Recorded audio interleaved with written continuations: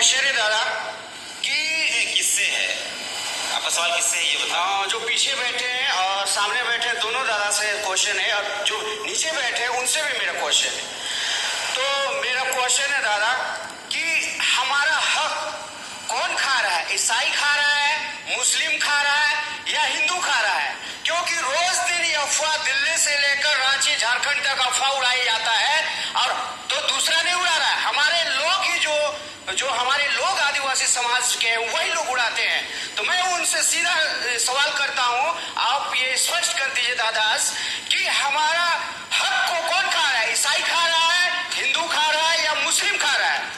और दूसरा है, ये उलझन कब तक रहेगी? ये उलझन जो तमाम बुद्धिजीवी और तमाम अर्थशास्त्री और तमाम समाज सेवी से मैं सवाल है कि उलझन जो जड़ में जो समस्या है उस पर क्यों बातें नहीं होती है? सिर्फ सदियों से उलझाया क्यों जाता है लोगों को? और तीसरा है दादा, हमें नक्सल शब्द से क्यों ये पहचान दिया जाता है? नक्सली के शब्द इस प्रकार वनवासी और जनजाति कहा जाता है, उस प्रकार से हमें वो नक्सली के शब्द कर कोई दूसरा शब्द भी यूज किया जा सकता था। उपद्रवी है आदिवासी, या दंगा करने वाला है। नक्सली क्यों इस्तेमाल किया जाता है? ठीक है, तो इनका 3 सवाल मूलतः, हालांकि सवाल देख के पूछना था, लेकिन 3 सवाल है मूलतः। पहला कि आदिवासियों का हक कौन खा रहा है? मुसलमान खा रहे हैं, ईसाई खा रहे हैं, हिंदू खा रहे हैं। दूसरा कि उलझन कब तक रही? तीसरा कि आदिवासियों को नक्सली क्यों कहा जाता है? शॉर्ट में दादा, उनके बाद इनके पास जाएंगे, फिर और लोग हैं। मैं से अच्छा, ठीक है। मैं इसमें सीधा सा अगर एक लाइन में उत्तर देना है तो मैं साफ कहूंगा, आदिवासियों का हक ना हिंदू खा रहे हैं, ना मुस्लिम खा रहे हैं, ना सिख खा रहे हैं। धर्म के आधार पर जो बांट रहे हैं ना, वो हमारा अधिकार खा रहे हैं। आदिवासियों को ये पूरी स्वतंत्रता है, जितना प्रतिशत हमारा होगा। अगर हम पूरे देश में 8% है तो 7% आरक्षण मिलेगा। हम पूरे देश में 10% है तो 10% आरक्षण मिलेगा। हम अगर पूरे देश में 15 से 20% है तो 20% आरक्षण मिलेगा। तो जितनी हमारी जनसंख्या होगी उतना आरक्षण हमको देना पड़ेगा, ये संविधान में लिखा गया है।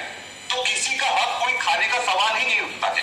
ये जो लड़ा रहे, जो हमको बांट रहे, ये हमको आधा आधा कर हमारी जो ताकत है उसको खत्म करना चाहते हैं। तो मेरे सभी भाइयों से, मेरे सभी आदिवासी बहनों से मैं यही आग्रह करता हूं कि आप धर्म के आधार पर मत बंटो।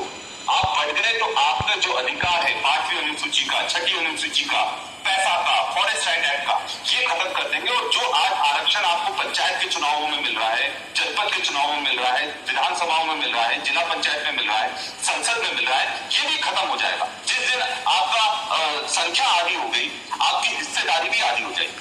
दादा यही सवाल है वो जो पूछ रहे हैं, इस प्रकार का चलाया जा रहा है। इनका शायद सवाल पूछने का ध्येय मतलब ऐसा लगता है कि किसी धर्म से प्रेरित है कि उसका धर्म उसका वो खा रहा है खान आके।